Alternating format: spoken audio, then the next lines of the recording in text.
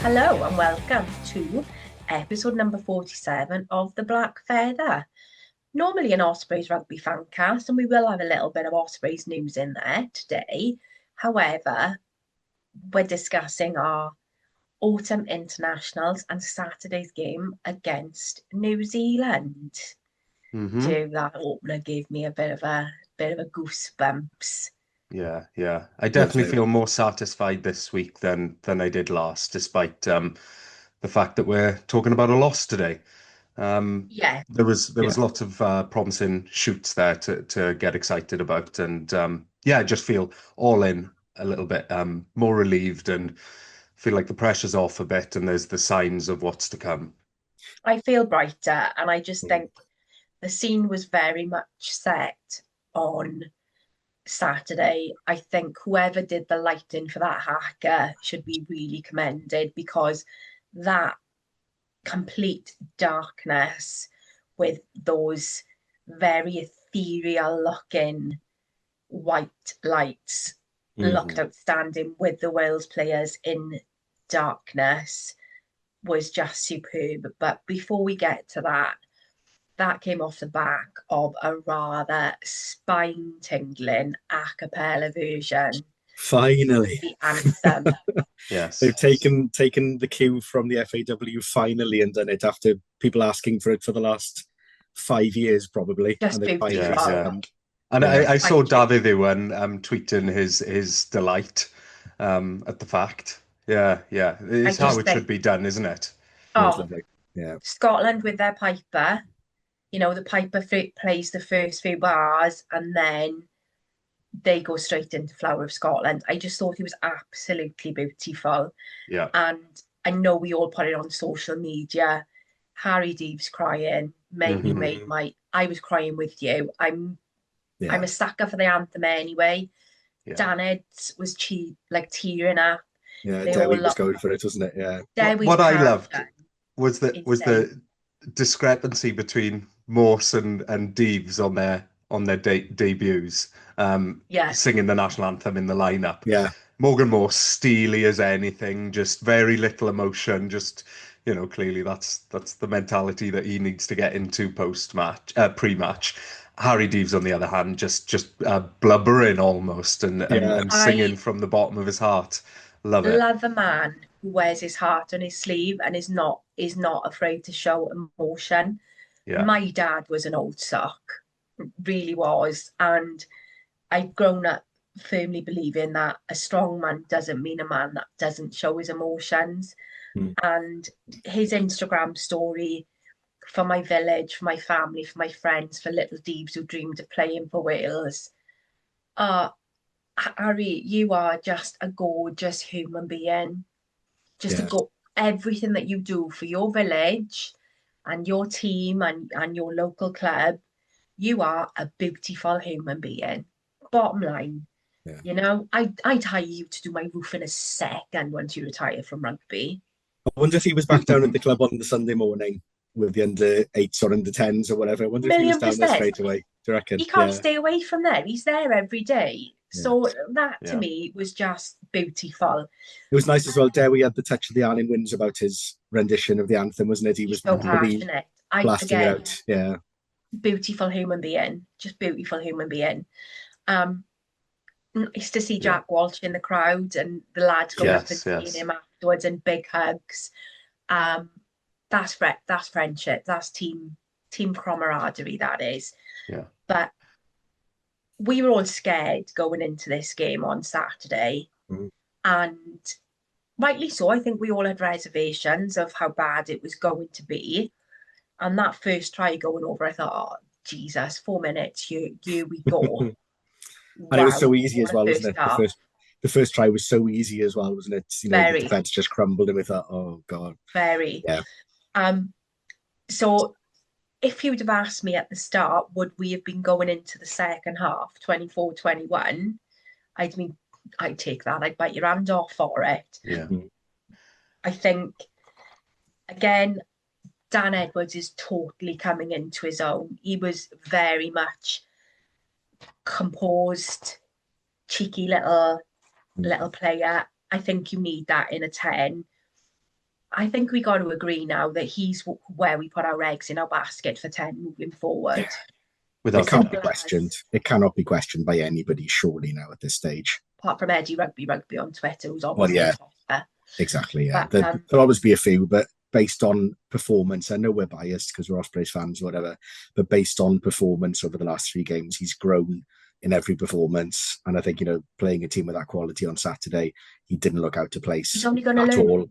Controlled the game well. I think having Hawkins outside him helped him on Saturday. I think Hawkins did a really good job of sort of supporting and being what we thought Ben Thomas was going to be in terms of that second kicking option and the offloading option. I think he did what we thought would happen in previous games. So I think that took the pressure off Dan a little bit as well. But yeah, he is Dan the man now, isn't he? 100%. Yeah, and I personally, for me, I know Dan listens. He's told me he listens. I messaged him Saturday to say, Dan, cracking game, kid. Do you know what I mean? He always replies to me and he always says thank you. Yeah. Mm-hmm. What a lovely young man. Again, I think we're breeding players who are just genuine, nice kids coming up. I just thank you. It means a lot to this 48-year-old that you've responded and you've said thank you. Keep that touch He going. always does, to be fair. All our lads do, to be fair. I mean, in my experience, all the lads that I've contacted and messaged, they will always either give a thumbs up or reply or thank you for the good wishes or whatever. They're all the same, to be fair. Dan is the ultimate professional, though, in that sense. For somebody so young, on and off the field, he exudes that, doesn't he? On the field, his ability to just control the game, but keep a cool head. That's his strongest attribute, and that's not dissuading his other qualities. He's got threats all over the place, but his biggest quality is just the big game mentality. He things go wrong, and he just shrugs them off, and you see it. You see it. You see that fraction of a moment where he's like, oh, did something wrong there. Oh, kicked that one out on the full, whatever. And then he just goes and he pulls a little face and he looks to the boys next to him, bit of a snigger, and then he just carries on, and it does not affect his game. Yeah. He's in that Finn mold, and that's what I love about Finn, is he kind of like, I've done it wrong, whatevs. I love that little smirk, but we've got to talk Rogers and his hat-trick of tries. He's the first person to ever have done that against New Zealand. Welshman. First British player, isn't it? First player from the home nations, I think it was specifically. I believe so. I assume there's some Aussie back in the 1960s who did it as well, or something. That means he can't be the first person in the world. But yeah, phenomenal. How many people get to say that? Yeah, to come back in after being dropped last weekend and then to come back into this game and do what he did showed a lot of character from him, I think, as well. Proved a point. Yeah, absolutely. And contributed to a much better aerial performance. From the boys across the back three. They all improved their game. But I think Tom Rogers was a big part of that, his chasing game, but also just his ability to get up high in a jump. It's a really strong part of his game. I love Tom Rogers' story. For so long, I was his biggest critic. I used to say he has not got the the minerals for international rugby. I thought he'd be an average club player, and for many years he didn't really kick on. But it seems that it was just the opportunity that he needed to be. When was it? Last season, the season before that, get thrust into the Welsh team, because he's gone from strength to strength since, hasn't he? Like you say, the back three looked dangerous on Saturday. And you can see Zammit game by game is getting more confident back in Union again, and he's also now brought that physicality back from NFL with him as well. He's a big, sturdy lad. Not that he was small before, but I think he's got that physical. He's got that physical presence now as well, isn't he? And Blemery in attack looked a lot better. Yeah, okay, under the high ball, he was better than he had been, and defensively a little bit shaky, but in attack he brought a lot, I think, as well on Saturday. So that back three unit, having taken a lot of criticism those first 2 games, came back from that and put on a good performance as a whole trio, I think. Our attack is getting better.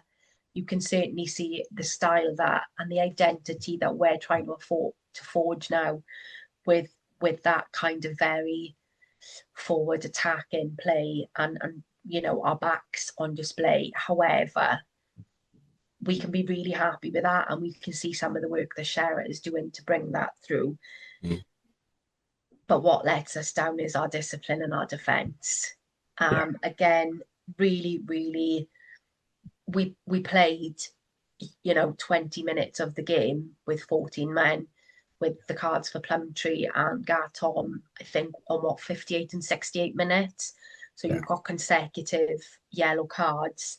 I do feel kind of sorry for Garton because he got sent off for other people's previous sins. All right, he did get pinged, he got picked up on it, but that was his only infringement, really. So he got put on the naughty step for everybody else. We took it like fair play.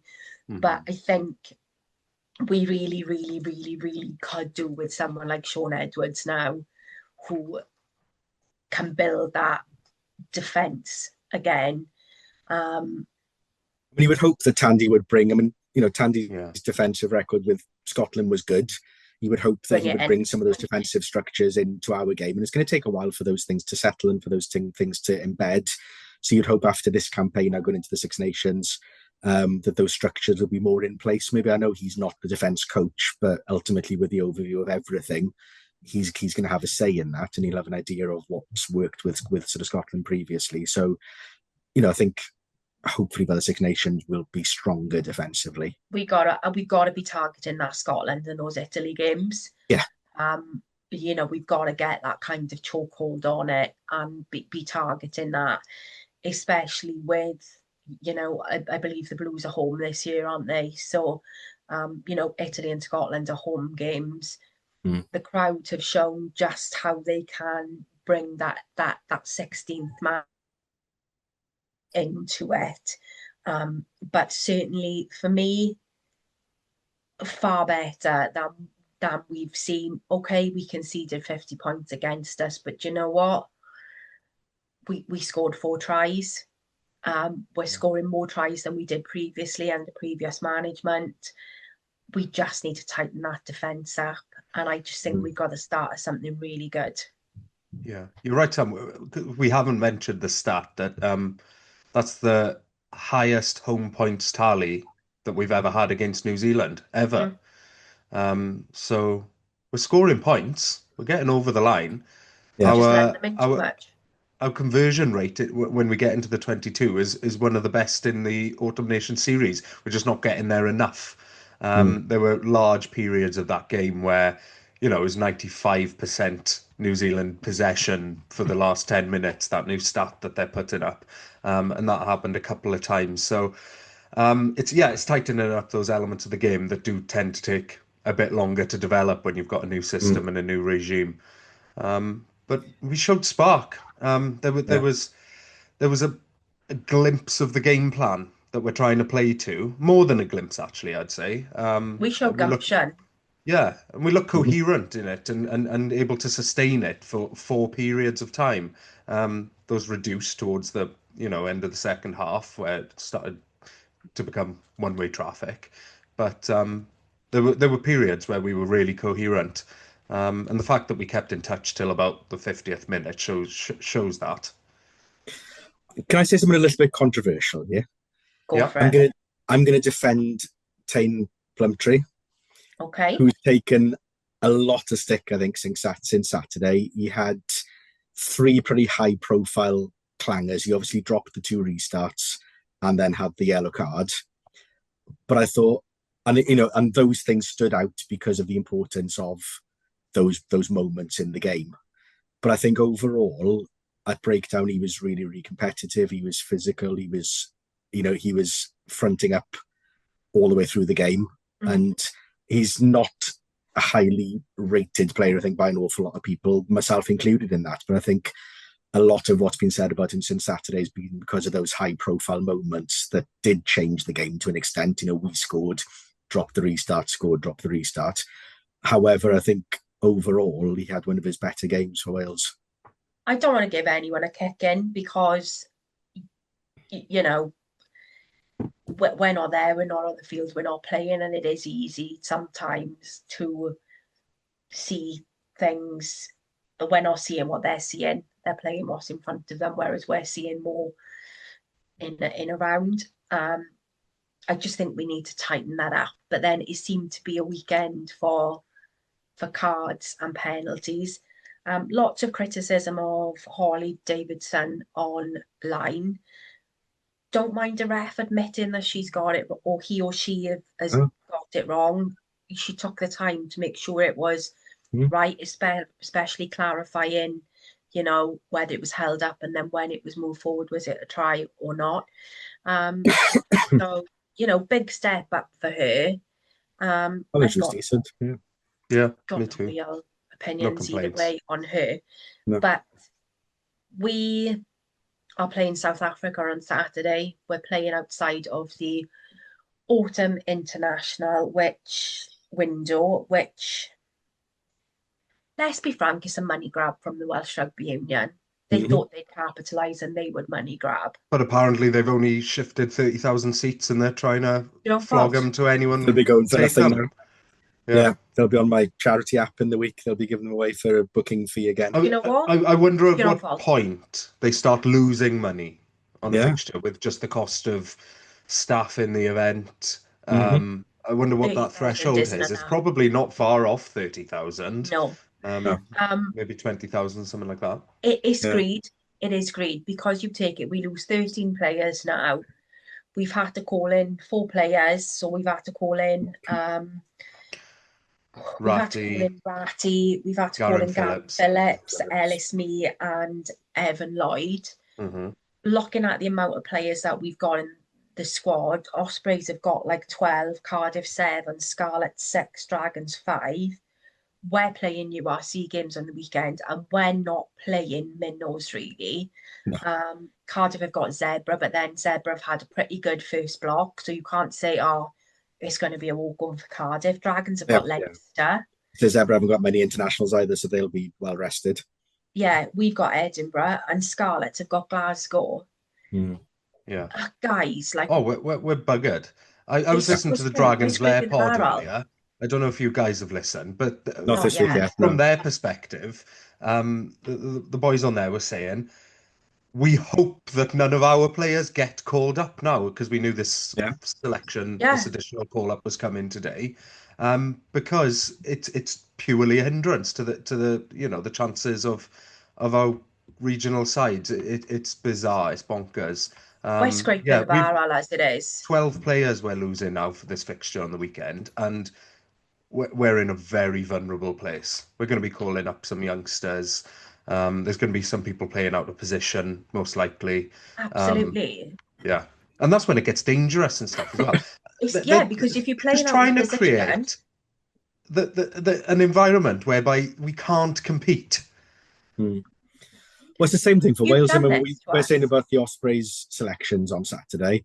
We're taking on the double world champions, #1 team in the world for the last however many years, with a shadow squad with 13 players disappeared from it, players being called up who haven't played at all this autumn.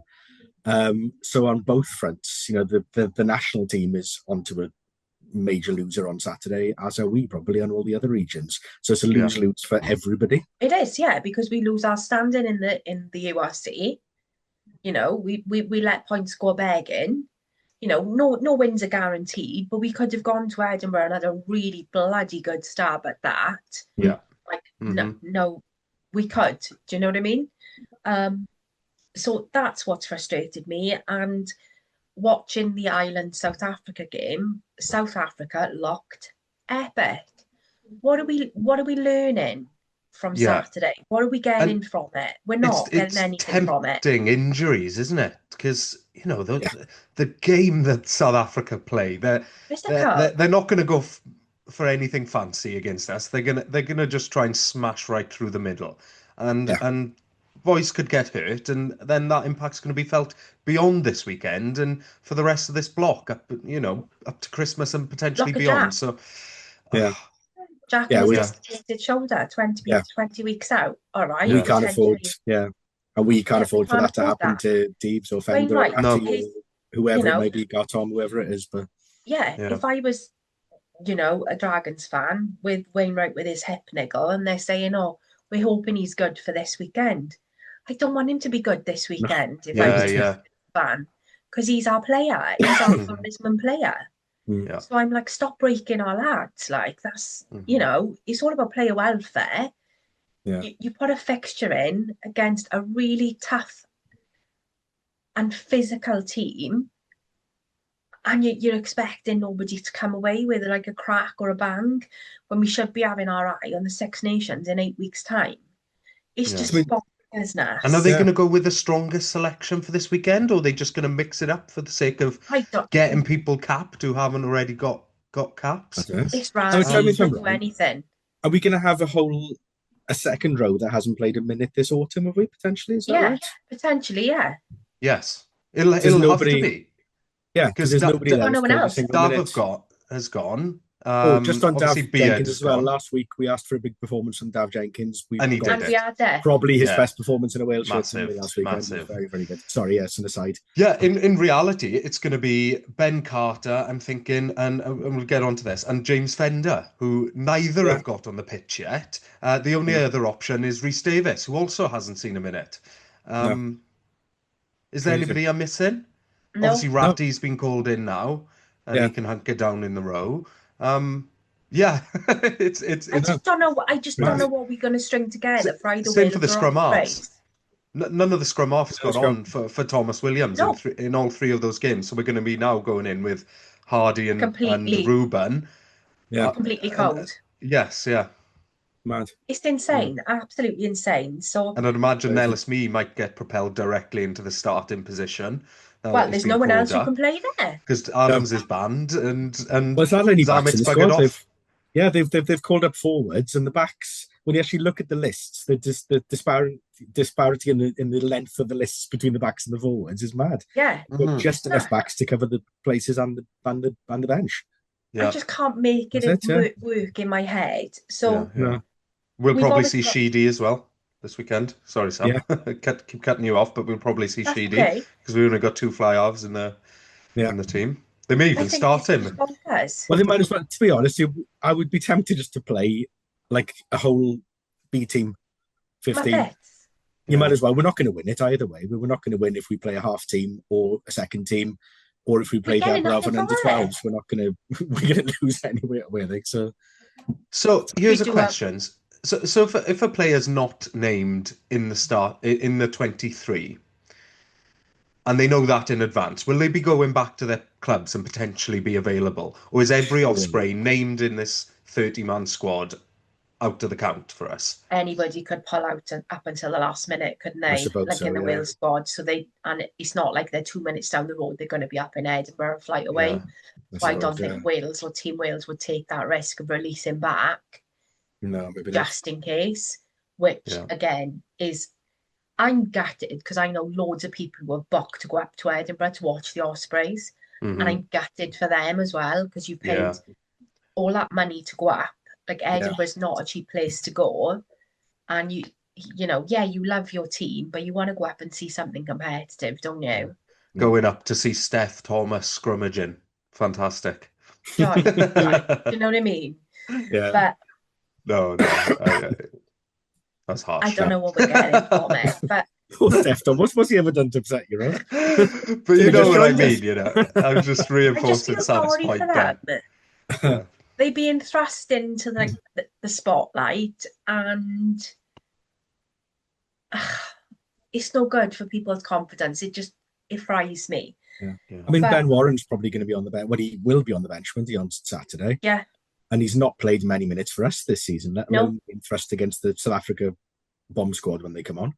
Yeah. Just a joke, isn't it? It is an absolute joke.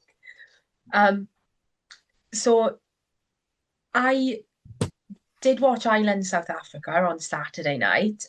I don't know if you had the chance to see it, Rod, but it was yellow cards galore. Very interesting. I didn't watch it. It was the only one that I missed. Very we had a family games night. Sorry. Lash. Very interesting to see the psyche of Ireland when they are very much being reffed. They did not like it. The crowd did not like it. And to be honest, I don't think the refereeing was bad. I think it was extremely fair on both sides, and both sides were equally punished when needed to be. But it seemed to be yellow card after yellow card with Ireland, and their heads seemed to go a lot. I think there's no doubt now who the best team in the world is. I know people have been sort of leaning more towards South Africa. That's been the general consensus, but that just puts the argument to bed, isn't it? They can just do things that other people can't. Razi's got a secret farm somewhere. He's doing something with cloning or something. Yeah, he's discovered a new Allegedly. performance-enhancing drug that's not tested for, and just That's turns them not all into illegal superhumans. yet. It isn't often where you see a team that managed to evolve and still be the best team in the world as they're evolving. Yeah. There's normally a drop-off somewhere there, but they've managed to keep that same standard as they've been rebuilding, which is just immense, isn't it? Yeah, as a neutral, it was great to watch. It was really, really great to watch. But the most controversy over the weekend was, and I did not see this one, I've only watched highlights, was England, Argentina. There's always a niggle between England and Argentina since the Argentine War and the Malvinas. It's like you're naive to think that there's not niggle there. They've alluded to that before. I did see the tackle on Malia by Tom Curry. Do I think it was late and misjudged? Yeah, I do. Do I think it was vicious? No, I don't. I don't think it was intended. I feel gutted for Malia because essentially, as Contemponi said, he's broken his knee or done something to his ACL. But then it kind of boiled over quite badly into the tunnel, and loads of people are wading in now and having their 2 pence worth. So I think we'll see how this plays out. But what was your feeling on it, Rod? Because I said I've only seen fragments of the game. I can't see the game as a whole. Whatever happened, it doesn't matter. I think Contempomi's reaction afterwards and some of the things he was saying in the press were just quite pathetic to me. I just didn't want to hear them. He was saying, "Oh, if this is the way the sport is going, if it wants bullies." Well, yeah, we kind of do, mate. That's the sort of sport that we're watching. Physical game. It's a physical game. Yeah, maybe it was misjudged. Yes, some regrettable things happened afterwards, but Christ almighty, he sounded like a whiny little bitch, didn't he? Which is unusual for Contepomi as well, because he's normally quite level-headed, isn't he, in the way he speaks? He's been president of the International Rugby Foundation or whatever. He's usually quite measured in his responses to things, but obviously he got really niggled by this one. I think what got him really worked up was the fact president. I've got the completely wrong person, but yeah, Contepomi is usually, yeah. Sorry, I'm mixing up Contepomi with Pichot then as well. You know what I mean? Contepomi as well, though he's usually quite calm. Well, yeah. Did Pichot say anything as well? No. When Malia went off, they couldn't bring on a replacement.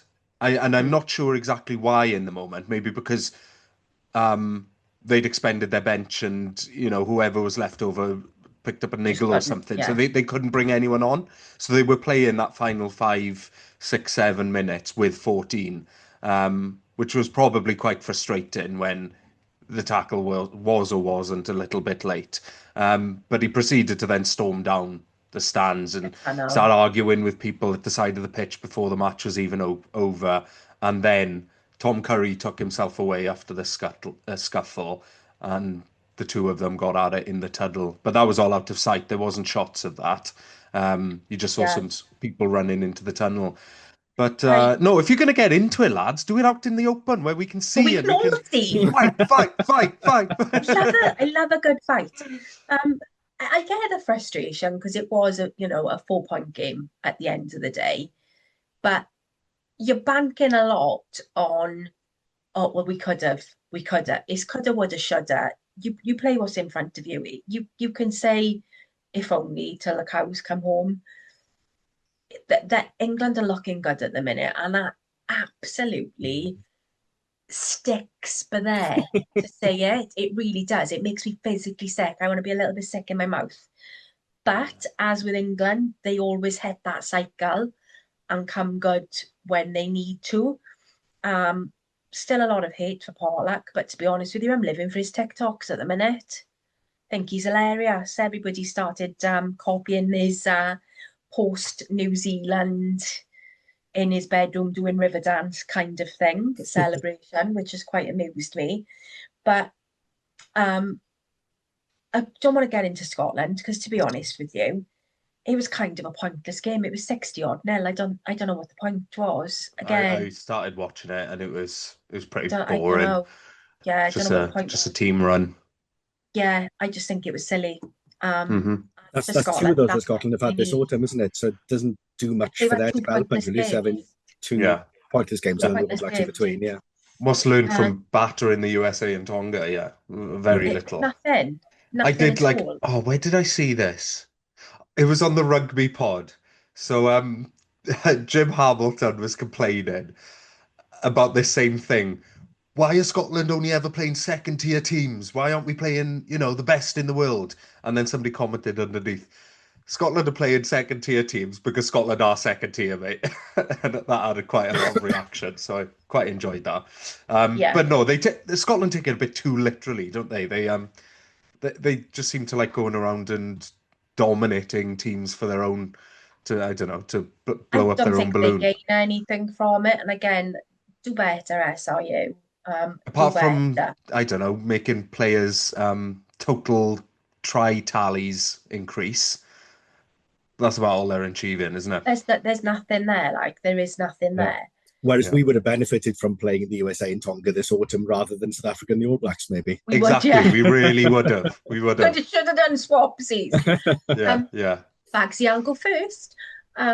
Oh, but it is But worth saying that the result on the weekend and some of the other results have obviously kept us in the top 12 World and Cup rankings, so we secured care a about with second you. tier in the World Cup rankings. Yeah. Exactly. Yeah, so Obviously, that last minute, Japan basically did to Georgia what we did did us a to them the favour. week before and scored a last minute penalty, taking them 2 points clear rather than 1 point clear like we did to them. And therefore, bumped Georgia below us because they were at 11th. Yeah. So we are pretty safe now because I think the draw is in 2 or 3 weeks. It is, yeah. 4 weeks maybe. So we should be Yeah, safe. it can't change now. What happens if we lose by 100 on Saturday? Does that Well, make that's any what I was impact at all? thinking. What is the threshold? Is it like Doesn't make any difference. 250 Thank God. It's points? the cut-off. We've had the cut-off as of today. They've been announced. But we've spoken a little bit about Edinburgh, and normally we try and put a team together. I don't I even know have. where to start. I think it's a case of Poo, Barney McGrew, Cuthbert, Dibble, and Grub. Yeah. Is that in it? That's Well, clear anyway for a start. So I did the Welsh team and the Ospreys team alongside each other to try and answer that question that I asked earlier about if an Ospreys player, isn't even on the bench, would we potentially be able to, bring them back into the Ospreys fold? But I've just done them separately now, so I've got a separate Wales and a separate Ospreys team.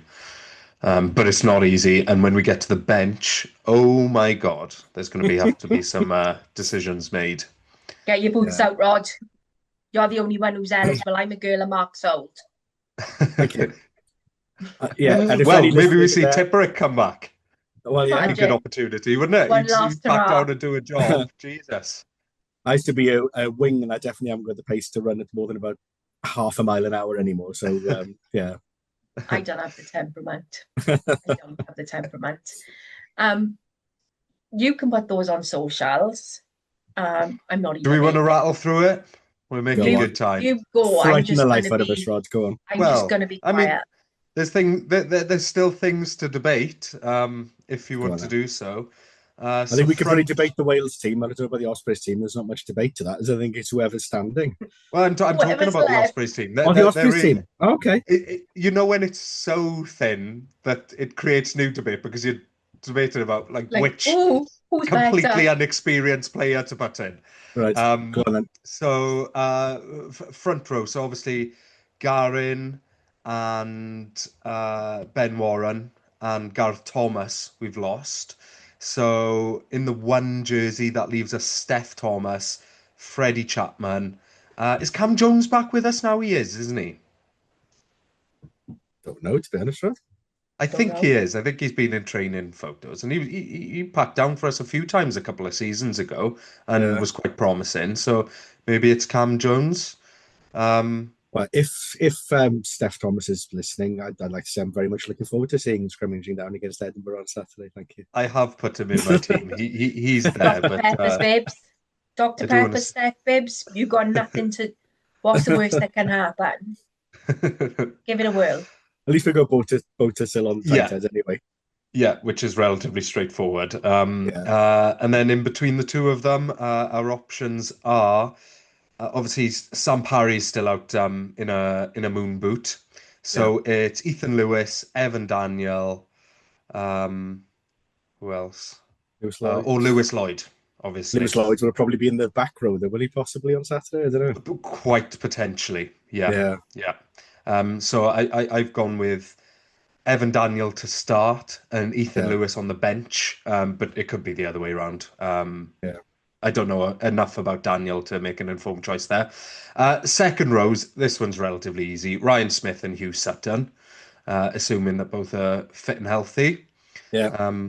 Hugh Sutton's been doing a cracking job whenever we've seen him this season, so that's probably the one area of strength. Yeah, that's a decent second row.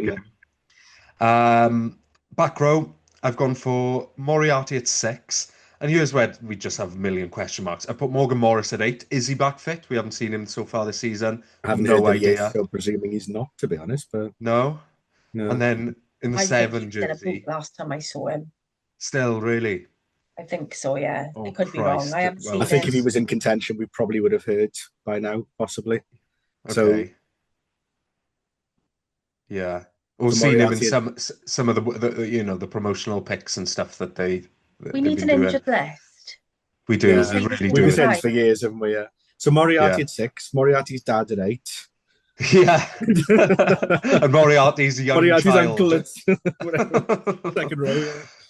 So at 7, anyway, I've got Gwilym Evans, who we saw in one of the warm-up games, and he looked all right. Again, I don't know a lot about him. He hasn't played a lot at 7. I don't know where his preference is in the back row. But have to be 8. You can go wherever. If Morgan Morris isn't fit, maybe Gwilym Evans, Ross Moriarty at 8, Gwilym Evans at 6, and then Lewis Lloyd packing down at 7 at the open side. But number 9, Lukey Dye. Pretty much our only option with Harry Williams then on the bench, who again we saw in pre-season and was quite good. Jack Walsh is going to have to fill the 10 jersey. Yes. You'd ideally keep him where he's strongest in the 15 jersey, but we're so thin on the floor that nothing away. No, it's an area of strength that we've just got to exploit, isn't it? Bring him in and let him control some of that game, and maybe he can make some magic happen. Centres, Keith and Boshoff. I think I've seen Boshoff in training photos, so it looks like he was meant to be on the bench, wasn't he, against Glasgow, was it? And then dropped out late. He pulled out last minute, didn't he? Yes, you're right. So hopefully he's had enough of a rest now. And Big Phil as well is there, isn't he? So he's a good option off the bench as well. Yeah. Course, yes. I forgot about Phil, actually. I can probably bump him onto the bench instead of Tom Florence, who I've got there currently. Then we've got wingers, Gilo and Kasende, and Nagy at 15. On the bench, I've gone for Ethan Lewis. But again, like I said, first time around, that could be swapped around. Cam Jones and Rhys Henry. Yeah. Lock, Will Greatbanks or Lewis Jones. Does Will Greatbanks still exist? We haven't seen him for so long. I see him in training pics, but I think he's just that far down the pecking order at the moment that we haven't seen a lot of him. There are other options. So according to our website, we've got Evan Hill, Ben Roberts, Liam Edwards, all of them between the ages of 21 and 24. So there's a few youngsters there. Maybe they may have to pack Babies, down really. on the bench in the back row position because I've got no options for the bench. Now that Ratty's been called up as well, we've got no back row options on the bench. We'll have to play the 80. Yeah. Put Keith in there. He'll do a job at 7. Yes. And then, like I said, Harry Williams at scrum half, maybe fill in for Tom Florence, and then in the 23 jersey, maybe Yeston Hopkins, or is Ryan Combia close to coming back at all? Another person who I'm starting to think was a dream that I had last year at some point, and I've seen him in training pictures, so I'm not too sure. I just think he was down the pecking order rather than anything else. So yeah. And I think all he can say to that team is good luck and give it a go, isn't it? They might as well have a go at them. And but nothing to lose. Exactly, nothing at all. Put your kitchen sink out. We've certainly gone into fixtures like this in the last couple of seasons and pulled out some unexpected results when we've been, objectively disadvantaged. So yeah, put your hands up, boys. Yeah, one opportunity for some of them to put their hands up and give it a whirl. Push for places. What have you got to lose? The one place to keep an eye on though is that it's the tight five, and the back row. To be honest, it's the forwards because most of our contributions to the Welsh squad are forwards. We actually haven't got many backs in there, so our back line looks all right. Hasn't got the depth, but at least we've got most of our starters. But the forward pack, Christ almighty, don't know what's going to go on there. No. Well, let's hope Edinburgh are in a similar boat. I know they've got a deeper squad than we have, but they've got a fair few internationals as well. I haven't looked into their squad in any depth to see what they're likely to put up against us. It'll probably be stronger than us, but let's hope they've got equal problems as we have, and they're resting a few for they got 99 European matches or whatever it is. But it does really highlight though that we need an old journeyman fly half, don't we? Because this is exactly what we said 3 months ago. Was Christ, what's going to happen when the autumn internationals come round? Yeah, and here we are, and we haven't prepared. We haven't made a last minute, cover sign in. No, nothing. Nobody listened, but it's been a bit of a week on the news front. Okay. So we'll get a couple of tidbits out. Thomas Williams is reported to be close to signing from Gloucester to Saris. And apparently Leicester are sharking after our boy Derry. That's been going on for a while, isn't it? Piss off. Go away. Leave him alone. Like we said a few weeks ago, that you can't blame any of these lads for having their heads turned with the state of the union at the minute and the uncertainty of their future. But still, we would much rather them stay with us and sign long-term contracts. But But that kind of brings us on to the shit show that is the Welsh Rugby Union. I know it depresses the living shit out of us. But not when you hit rock bottom and you think, we can't get any lower. They find another depth. Just give me while we're talking about the union, I'm going to take off the jacket. Take it off. I'm taking off the jacket. I like it. He's got his Keith one on. And we can have Keith instead. Now, there we go. Well, you've got Keith. Rod's got something knitted by his gran, and I've got holidays are coming. Holidays are coming. I've been to proper work today, and I decided to put a Christmas jumper on. I don't care that it's only the 24th of November. Sue me. So, Dragons, we knew, walked out of the meeting as reported 10 minutes, but then it turned out it was actually 4 minutes.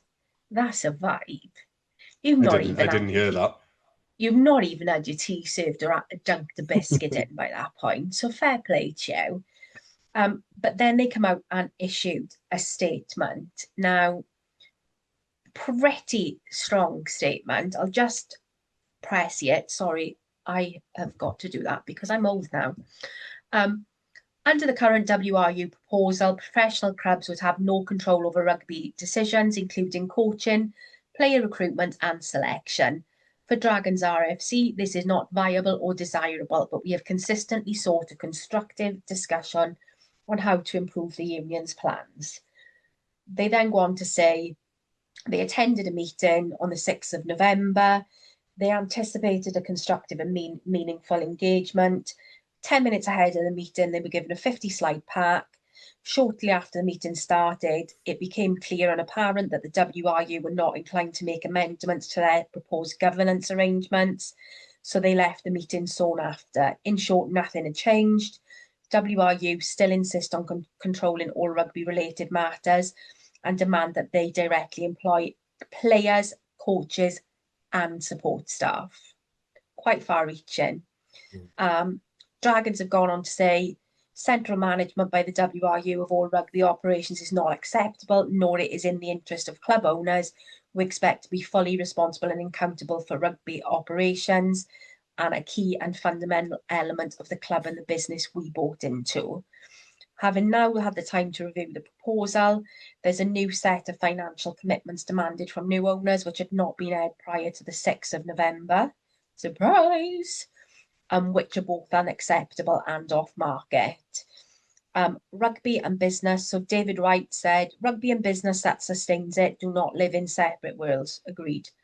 At the Dragons, there is no prospect of signing up to any structure that strips the club of control over what happens on the field. Supporters understand instinctively that their team must be selected by their own club. They will not throw their heart behind in a side assembled anywhere other than at Rodney Parade. We will go on pressing for a settlement that respects supporters, serves the club and strengthens the national game. The Welsh Rugby Union must now pause, think again and reconsider exactly what we've been saying about its position on governance and the financial terms it's placed on the table. I, for one, love that strong statement that's come out for the Dragons. I know some elements have turned around and said, what are you doing that? Why are you shaking the cage? Why not? You're not happy with it. Come out and say it. Yeah, I for one, I'm glad because nobody else is in a position to kick up a fuss. I'd love for Ospreys to be, throwing their weight around in a similar way and making bold statements. But in the position that we're in, it could seriously disadvantage us. Just when it comes down to one person's decision at the top, if they're, looking on us unfavorably, it might genuinely have a bias, cause a bias, even though it shouldn't. So Dragons are the only ones in that position who can. And I feel like maybe they're sort of doing it on our behalf, on everybody's behalf, which is very unselfish of them. I know they've got their own interests in mind. Yeah, they've just said what everybody else wants to say, haven't they? And you're good on them for saying that, because I don't think there's a single owner, board member, player, supporter who agrees with these plans. There's not even anything. Normally on Twitter, these things divide people in terms of some people think it's a good idea. I've not seen a single person come forward and say, I think the union's plans of full governance of everything from playing to finance and everything is under them. Yeah, nobody wants this. The Dragons for actually stepping up and saying it. How loud have we got to say it as stakeholders and fans and club owners that people do not buy into players? People buy into clubs. People buy into, you can say you don't want your history, but there's history there. I want an owner, an investor who is invested in the club, who wants to create a legacy, who wants to build something, who wants to create something. And I just think it's tone deaf to come back, off the back of those statements and ultimately issue an ultimatum and say, sort it out in 6 weeks or else. Merry Christmas. I was going to say Happy Christmas from the WIU, isn't it? Yeah. Like Merry Christmas. What is wrong with you? Demands don't work. I'm one of these, right? John will tell you, if someone kidnapped me, they'd give me back in 10 minutes because I'd be really frigging annoying. Or if they tried to ransom me, I'd say slit my own throat. You're not going to ransom me. You're not going to, I would happily be like, yeah, slit my throat is fine. You can't hold people to ransom when they feel less passionate about someone because they're not they're not going to put up with it. They're not. Yeah. You're calling their bluff, and I tell you what, you blink first. I think it's the timing of all their announcements shows a complete lack of understanding of the empathy towards the players, the clubs, and everything else. I mean, the sort of consultation period was just before the autumn international started that they made the announcement on that, so threw everybody off for that. Now it's Christmas; they're going to ruin for everybody, players, families, the whole lot. Surely somebody in the union would say, do you know what, end of December maybe isn't the best time to put this deadline in place. Let's move it to the middle of January or February or whatever it might be. And let's make it clear, Mark, that's not cack-handedness. It's not a mistake. It's not an oversight. No, it's a tactical move, isn't it? Absolutely, yeah. Just to make that like really clear. And it just makes them look even more the villain in the piece, which they obviously are, and everybody believes that. But it just feeds into that narrative so much more because of the timing of it. We're all hearing rumours, aren't we, Sam, that the WRU are doing lots of sneaky behind-the-scenes meddling and pot stirring and just trying to cause disarray. Stuff. Like, look at that Cardiff Supporters Trust statement that came out saying, we as a supporters trust wouldn't put ourselves behind a proposed takeover that's rumoured by Y11. Rumoured by who? Where's that coming from? Because I'm not hearing that from Y11. No. I'm hearing that from the man and his dog on Twitter, that Y11, by stoking that fire, Welsh Rugby Union, are you turning around and saying, oh, yeah, well, if we do that, then, we'll create this, and then Cardiff and Osprey. Stop it. There's tinkering going on somewhere. People are pulling strings. The stupidity that, Scarlett's had with House of Luxury pulling the strings of allegedly pulling the strings of Christ to get them to put the letter in to object to the planning. Again, jiggery pokery going on. It's all sleight of hand, misdirection, lock over you. That statement from the Cardiff Supporters Kit Trust came out of total left field. Yeah, it's bizarre. Like, where did that really need addressing publicly? As if going to wear out tinfoil hats, but also as if Y11, if they were to buy Cardiff, as if that wouldn't result in their survival anyway. We know that if Y11 bought them, they'd merge us and they'd play out of Cardiff, and it would essentially be a continuation of Cardiff. So, actually, if they were to think about it, that would be probably a swifter outcome for them. So, I'm just like gobsmacked by this statement, and I'm like, do you know what, Cardiff, stay in your lane. The thing I don't understand as well this week, going off track a little bit, Cardiff have signed an overseas international for next season. They've signed an overseas player. So, again, doesn't fit with anything that's supposedly happening in terms of player contracts, in terms of homegrown players, in terms of, having Welsh players in different regions in, strategic positions. And then Cardiff are signing overseas players that, bring some experience to the game, but don't bring anything to the national scene at all. And like I've said before, I don't even know how they're able to sign players when they're bankrupt anyway, and they have no owners. Yeah. So I don't understand how they can sign anybody. It's just posturing. He's going to do a Cummings at what's his name? Scott Cummings at the Dragons, who was signed, spent about 6 months there, didn't play a single game, and then left. But it's like CF10 are turning around and saying, oh, look at the non-copy and pasted statement that we put out, like, Wales missed Wales Online. You wrote it. You wrote the statement that they copy and pasted from. So, okay, the context might be a little bit skewed because you've not read the whole statement. But, you are turning around and saying that, I've got the statement here in front of me. Strong rumours continue to circulate that the Ospreys ownership amongst the 6 parties expressing interest in buying our club. Statements from Welsh Rugby Union Chairman Richard Collier Keywords seem to back this up. this solution cannot be seriously considered. Well, you said that. Let them continue to just make noise because it's only good for us.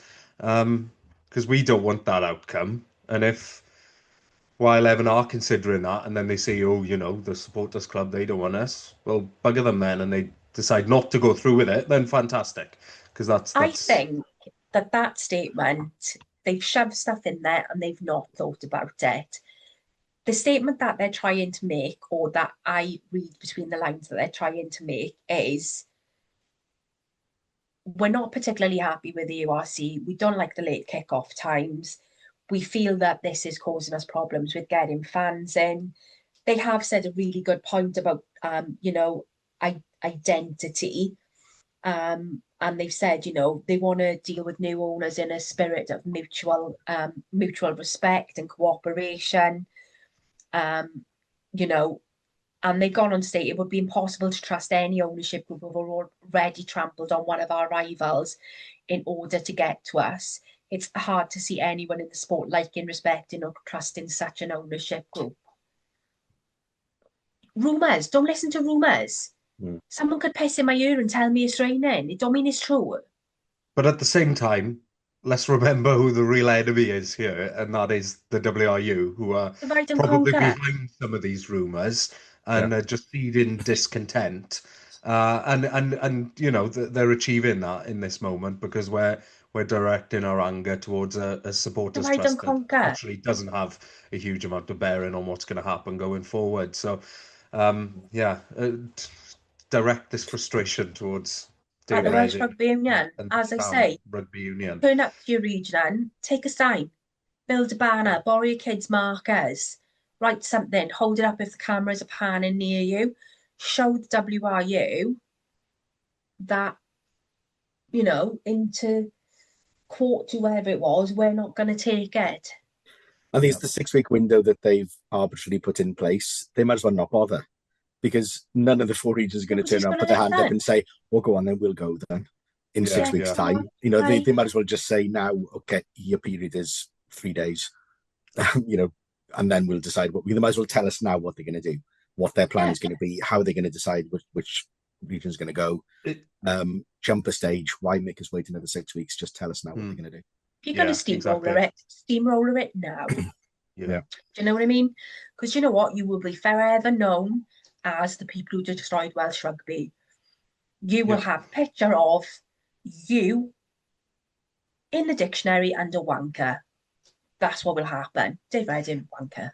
It's already got to the stage now where the sight of his face repulses me, and it's not because of how he looks or anything, but I'm just so disgusted with him and how he's conducted himself. And do you know who I see in him now? The last week or so, something's popped into my head. I've sort of made a visual link, and I can't unsee it. You know that little grin that he does, that little it's a really narrow mouth and it just sort of curls up at the edges, Dave Redding's little smile.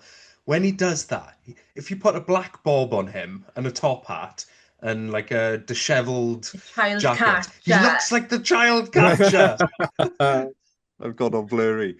He really does. There's something similar about the twinkle in the eye and that creepy little grin that makes him look like the child catcher. He petrified me when I was little. Oh, he's scary, wasn't he? I loved Chitty Chitty Bang Bang, and I loved it all. But the child catcher scared me.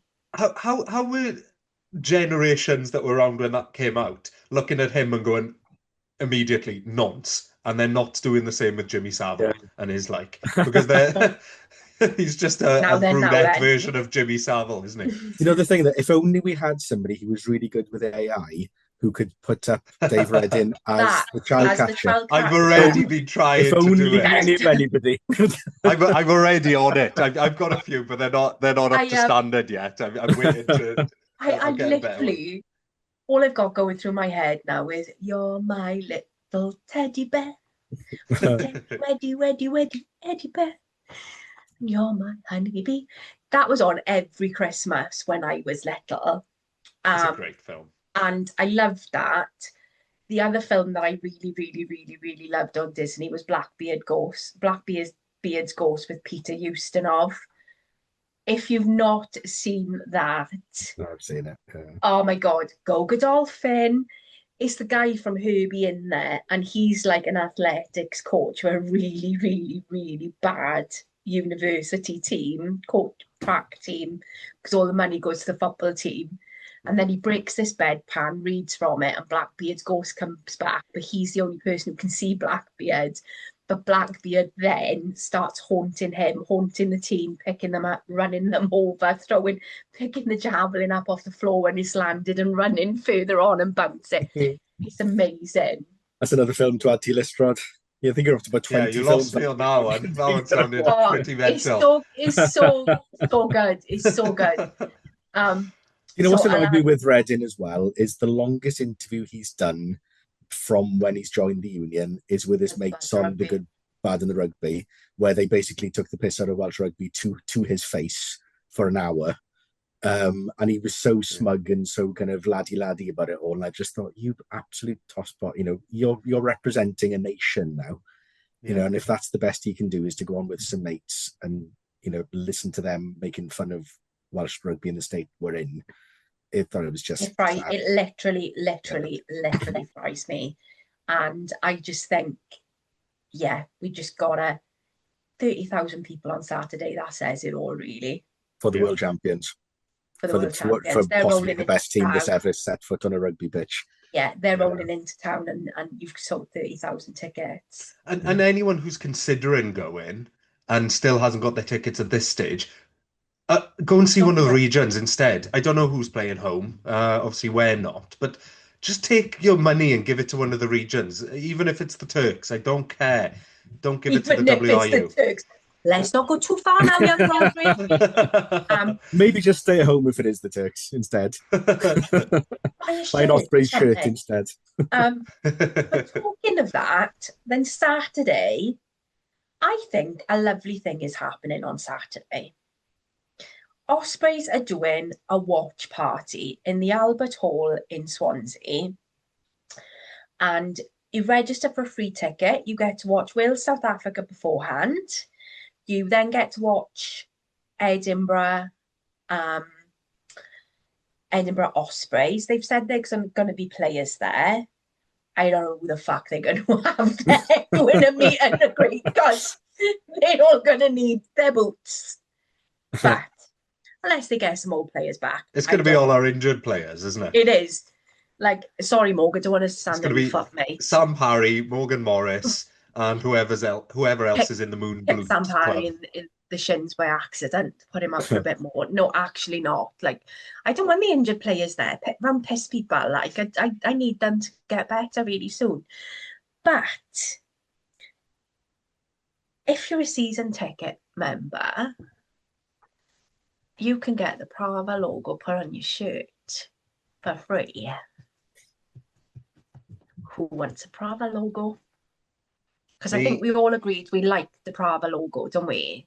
Yeah, I would like a shirt first before the Prava logo. Yeah, I'm going because obviously I'm solo this weekend. The lads are on a stag do and I'm NFI. So I'm going by myself. So I bought a ticket. If anybody sees a lost, lonely Sam by herself, just come and say hello to me. Because I'm going to be, one is the loneliest number. That's not true. The OSC are going. So I'll have Grant there. Well, actually, Grant won't be there. He's selling bloody trees in Bristol. But the OSC are going. So I will have some friends there. I'm not going to be a total Sammy no mates. But I'm thinking of getting a black shirt, lads, with a logo on. Mm-hmm. Definitely. I've been waiting for this. That's why I've held off. So if I need you to go and buy a jersey first so that they can print them one for me, Sam, or if they're just selling them printed on there, you're going to be my agent on the ground. I got you. I got both of you. If you just hit me up, let me know. Is this going to be a one-off opportunity to have the logo done, do you reckon? Yeah. I think so. I think so. I just think it looks better in this instance with the logo on it. It's too empty without it. Yeah. It breaks up the black, I think. Yeah. It breaks up the black. So I'm going to be there. if you're there, come and say hello to me, and be my friend, because I'll be sad by myself. But I know a couple of people are going. I think it's fantastic that a free event is being run. I think we've said loads of times, like for away games when people can't make them, a watch party is a really good idea. And I think this is potentially a dip the toe in the water kind of thing for when we've got St Helens up and running, of the kind of thing that we can put on once we've got our own space. Because there's lots of people who can't travel but would be willing to come down to St Helens. It's more money for the coffers in the club. They lose nothing by putting it on the telly. They pay for the channels anyway, so get people, you know, engaged and give it that rugby club feel. Love to see that with Six Nations games as well. I wonder why they're not doing it at the Party Pavilion like they did the supporters question I think and it's answer session. screens. Albert Hall has got and I mean massive screen, because it used to be like an old dance hall and cinema. They proper got a big UCI like level audience screen. So I think it's perfect, really. You've got a fantastic screen on there.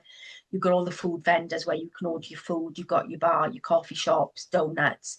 Kids are welcome. So I think it's great. So if you haven't already, sign up, get your ticket on Ticket Pass. It's free. Just come and watch Wales play, support your Ospreys who are going to be playing on Saturday for Wales. Watch, support against Ospreys and Edinburgh. Just come on down.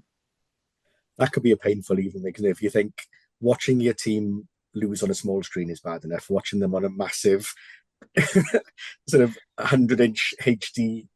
And I don't drink, screen. So it's super painful for me. I'll probably be drinking coffee or something alcohol free. Yeah.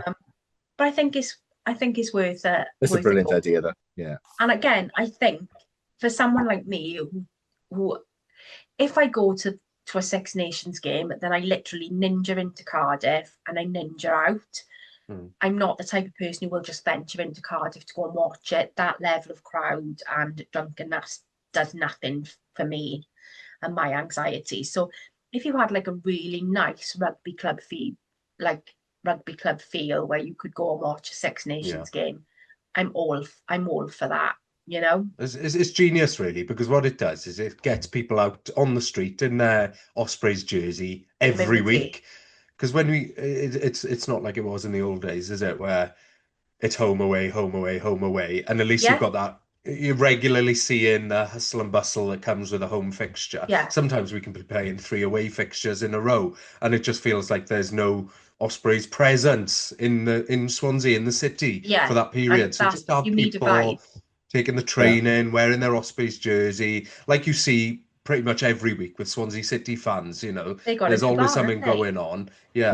So just making us more present in people's minds. You know, so do that. But that's kind of it for the news, unless I've forgotten anything. Anybody think of anything that I may have forgotten? Don't think so. We've covered everything in detail, haven't we? Someone gave me a rando this week on Saturday night, and someone may or may not have been drinking. Jack, name no names. And it's Jack in our Black Feather WhatsApp group, and he kind of asked me on Saturday who I thought the best lock-in coach was of the top 12 nations. So John knows I've got a bit of a soft spot for Fabien Galtier, and he posted a picture of him, and I said, I agree. Okay, Fabien Galtier. Jack said there's a generation gap there, and then I reminded Jack that I'm 48, he's 56, there's only 8 years between us. So it's all good. So he said, get it off my chest, who do you rank where? Steve Borthwick has to be 12th because he's fuck ugly, but then Joe Schmidt and Eddie Jones are ugly and in their 60s. So I quickly did myself a list. I I just before tapped it into Chat GPT to get them all up in before front of me. Give me the coming head along, coaches of the top 12 international rugby head teams in the world. coaches. I can So see one mistake on glance there, where apparently Jamie Joseph is still the Japan head coach. apparently, so yeah. So do we want to go down from 12 to 1? Or do we want to start with my number 1 position? You go with this one, Sam. We do it with the top 40. Have we not given it any thought at all, Rod? I think have we on this one? Oh God, no! I didn't hear this question, Don't so have to. I'm coming to this fresh. So 12, Eddie Jones. Oh, see, I think Eddie's cute. You could put him in your pocket, couldn't you? Yeah, I'd also want to smother him when he opened his mouth. So that's a Yeah, no. there is that. But he's got the cute factor, isn't he, Eddie? Who's Fiji head coach at the moment? It's Vern Cotter, isn't it? He's not a great looking bloke. McBurn. Oh yes, okay. Wait, yeah. Let me get a photo of him up. Oh no, he's got to be bottom. No, well I'm sorry, Sam. He's my number 11. Okay. Okay. Yeah, okay. Then for my 10, I've gone Gonzalo Casado as of Italy. Mm-hmm. And I've kind of gone Gregor Townsend at 9. Okay. I mean, it's so hard to judge, isn't it? You're reading these out and it's like, yeah, I guess so. They're all old white men. So hard to judge, especially when you're a heterosexual male. Yeah. I think Joe Smith has gone number 8. Okay. Razzie is 7 because I think he would do my head in. Yeah, give us more of the reasoning why. Right. Because there's no logic to the list, so you have to reinforce it. We'll go back. Eddie Jones. Yeah. He would wind me up. He would get on my nerves. Okay, and I so would want to smother him as well. So personality, absolutely not. 11, McBurn. Looks like he had a hard paper round. And to be fair, Fiji's a long, long way away. I couldn't cope with that. Like long distance relationship, yeah, not good. Yeah, okay. Yeah, I'm not there for that. Gonzalo Casada for Italy. He's just really, really boring when you hear him. He's got shit tasting clothes considering he's Italian, and he has got a face like a bee sucking a wasp. He's Argentinian, Gonzalo Casada. As Where in, he coaches Italy, but he's Argentinian. Yeah, he's got a really he looks like he had acne when he was younger. He's got a bit of a petted face. That's a no for me. That's 10. 9, then I went for Gregor Townsend. He just looks a grumpy bastard. Again, I don't think we'd get on. Him and Finn don't get on, and I'm quite random, so I don't think we would get on. The accents get him a couple of points, though, because I do like listening to him talk. He's got a nice thick accent. Yeah. I then got Joe Schmidt at 8. He was a bit of a locker when he was younger, but again, he winds me up. That personality, I'm not there for. Do you know what I mean? I don't think I've ever seen a photo of him young. I'm just Googling one now. He was all right. He's always just been the same age in my head. Yeah. Sorry, carry on. We've got Razzie at 7 because I'm undecided as to whether I would be really, really annoyed with him or whether his randomness would make me really, really happy. And he wears a lot of, he never looks very smart. He always looks like he's just woken up, doesn't he? Yeah. So that's me. 5 o'clock shadow.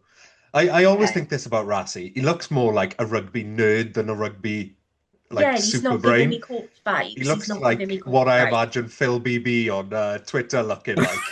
Just sitting behind his computer, hasn't shaved in 3 days.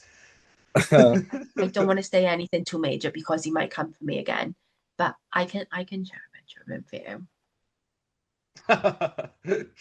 Okay. Then I got Felipe Contaponi of Argentina. Not doing it for me. Sorry, not at all.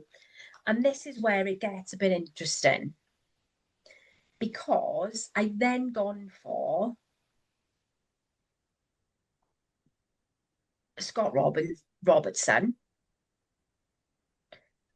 and he'd probably be higher up there because he's got beautiful eyes. Don't mind his nose. I don't know what the fuck the hair is. The hair's got to go. I think he'd be better just taking it off. Like, I don't know what this push forward thing is. Then we've got Andy Farrell. Not a bad face.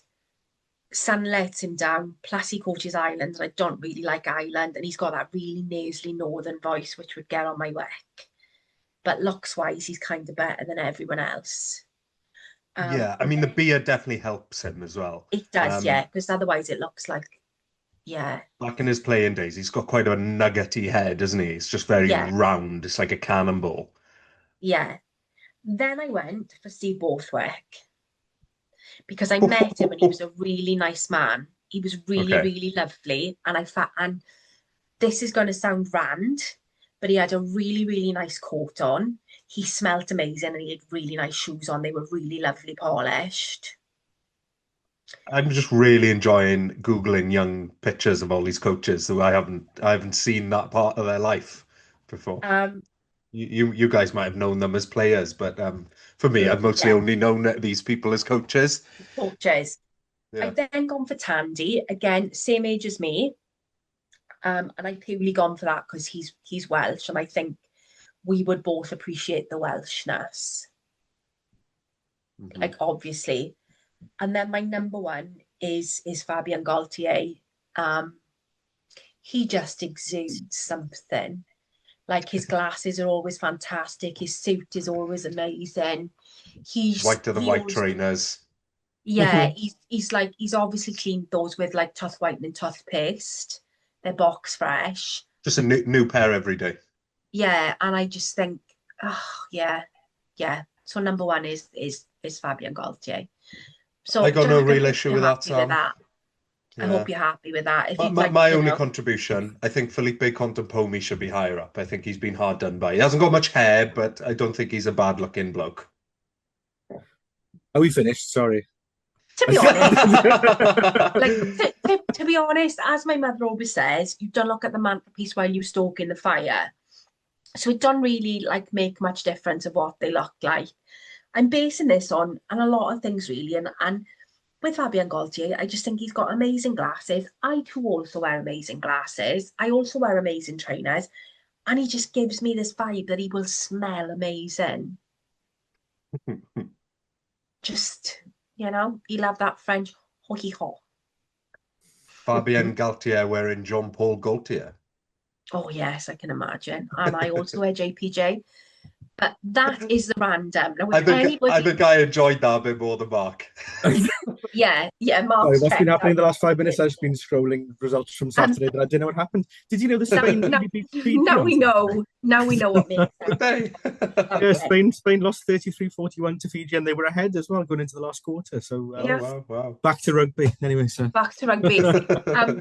But if anybody wants to know where my mind strays fella-wise, Pedro Pascal, he can be my daddy. I love him. He's such a nice man. Not so fond of Dave Grohl anymore since he had a baby with someone else. But yeah, I've got weird men crushes. I'm of that age now where I've got to be age appropriate. Foo Fighters brought out new music this week or last week. Yeah. New song. Yeah. But Dave still haven't listened to it yet. Dave still broke my heart. So why, Dave? Why? But that is us for this week. Now, if at all you want to send us a rando, and put me on the spot for a change, really, to be honest, I forgot all about that until like half an hour before. So, feel free. But do the usuals, like, comment, subscribe, share, follow us across our socials. TikTok, we do quite well on TikTok, YouTube, Spotify, Insta, X, Facebook. Follow us across them all. Leave us a review on Spotify if you can. That's helpful. Yeah. Shall I leave us a review? That woman's really annoying. I'm joking. Yeah, actually, I'm really, really annoying. Someone said to me this week, "You do realise you've got no filter?" And I was like, "No shit, Sherlock, really? You surprise me." So I'm hoping to perhaps in 2026 get like a filter or something, or just It's too late yeah, now. Too late. too late now. 48. What's the use? But have a lovely weekend. Enjoy wherever you're watching. Try not to have too much of a nervous breakdown when you're watching Wales play South Africa. Jack Morgan, go well. I hope the oxygen chamber works for you, lad. Very well done to Owen Watkin for starting that as a business. Big up your bad self. And that is us for this week. So we can say ymlaen y gwyllt, because the boys are playing on Saturday. But I think for Wales, I think we have to steal the football anthem really and say, those green shoots mean Yma o hyd. Have a good week, everyone. Ymlaen y gwelch. Tantas.